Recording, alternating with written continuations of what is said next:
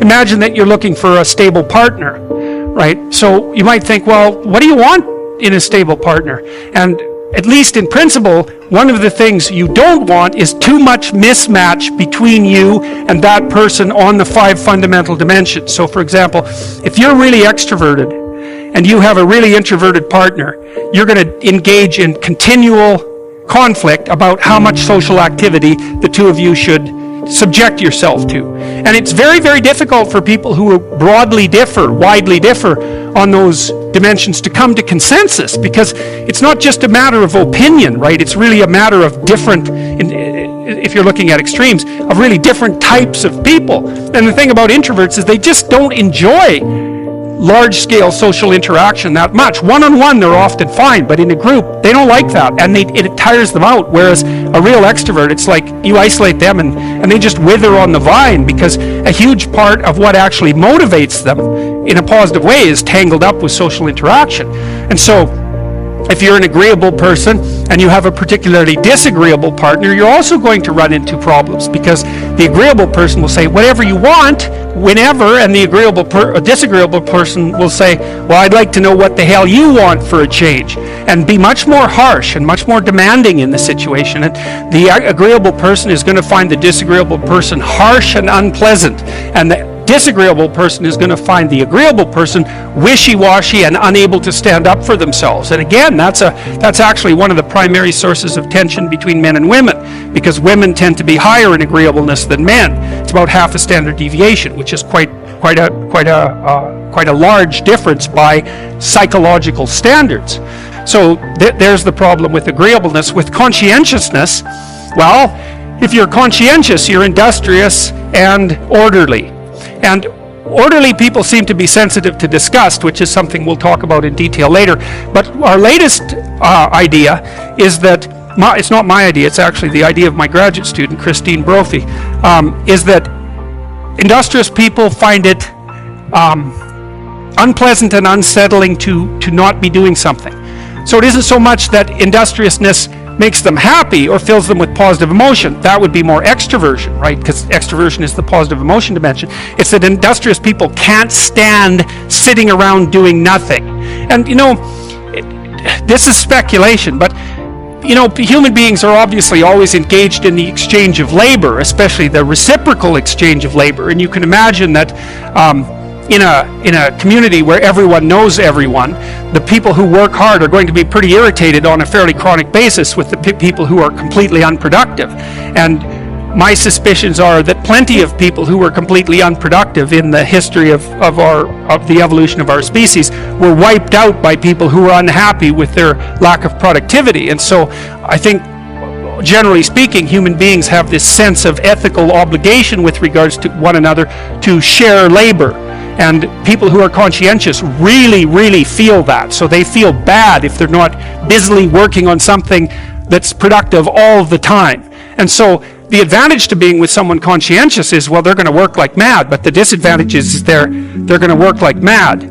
So, if you're looking for a partner that you want to relax with or have fun with, or who isn't uptight, then a conscientious person is probably not a very good choice. On the other hand, if you're a conscientious person and you're living with someone who's really unconscientious, that's good, because they might be able to help you relax, but you're not going to be happy with them because they don't work nearly as hard as you do. But even worse, on the orderly dimension, some of you have had roommates, and maybe you're more orderly than your roommate. What does it mean?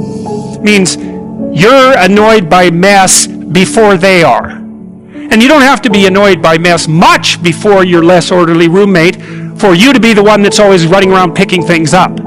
And so actually, one of the things that's emerged from the psychometric analysis is that women are slightly more orderly than men. And I suspect that has something to do with the, inequitable distribution of housework. Because even if imagine that your proclivity is to be triggered by disorder 25 seconds before your partner's. Well, you're going to end up, it doesn't take much difference for you to be the one that's always concerned about the mess first. So anyways, and so if you're a really orderly person and you live with a disorderly person, well, good luck getting along with them. They're going to regard you as like uptight and over concerned with details and unwilling to relax, that's for sure. And they're going to regard you as well, just a bloody mess. And how can anyone possibly live with someone like you?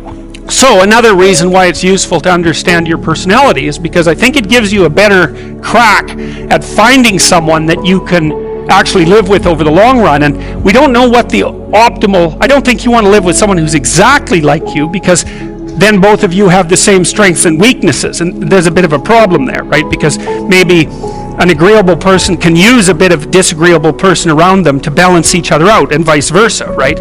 So we don't understand the optimal balance for long-term thriving in a relationship, but I think we do understand the fact that if you're too different in your traits, that where you're different is going to constitute a chronic source of conflict. The next most important thing is trust, man. It's like there's no marriage that's successful without trust. You've got to tell each other the truth. And one of the reasons that Jung believed that marriage and an oath, and Carl Jung, as a bond was necessary, it's really wise. It's like, telling the truth to someone is no simple thing, because there's a bunch of things about all of us that are terrible and weak and reprehensible and shameful and all of those things, and they kind of have to be brought out into the open and dealt with. And you're not going to tell the truth about yourself to someone who can run away screaming when you reveal who you are. And so the marriage bond is something like, okay, here's the deal. I'm going to handcuff myself to you, and you're going to handcuff yourself to me. And then we're going to tell each other the truth, and neither of us are going to get to run away. And so once we know the truth, then we're either going to live together in mutual torment, or we're going to try to deal with that truth and straighten ourselves out jointly. And that's going to make us more powerful and more resilient and deeper and wiser as we progress together through life. And I think that's absolutely brilliant, because if you leave the back door open, man, you're going to use it, that's for sure. And the oath is there, and this was Jung's commentary on the spiritualization of the human pair bond by Christian marriage, for example, which emphasized the subordination of both members of the marital union to a higher order personality that was embodied in the figure of the Logos. So the idea is that in the Christian marriage, for example, the man isn't the boss and the woman isn't the boss. The boss is the mutual personality composed by the seeking of truth in both of them, and that's conceptualized as their joint subjugation to the Logos. And that is absolutely dead on, man. It's like the ruler of your marital life should be your vow to tell each other the truth. Because, like, in hard times during your life, when you've done something stupid and idiotic that might take you down, and you don't have anybody that you can turn to, if you have a partner that you can trust, you can go say, hey, I made a big financial mistake, man, and it's really torturing me, and I feel like a complete idiot, and it's really dangerous. And the person there is going to help you figure out what to do about it. And they're going to know that when they make a stupid mistake, and they're bloody well going to, that they can come and talk to you, and that you guys are going to work your way through it. And that's a big deal. And so, well, you look for someone that you're attracted to, that you love, and then you look for someone that you can bloody well trust, and then you tell them the truth, and that way maybe you can get through life, and you can have someone to weave the rope of your being with, and together to make your joint rope stronger, and you can have some continuity in your narrative, and you can have children, and then you can have grandchildren, and like you can have a life, man, and there's nothing. You're so fortunate if you can manage that.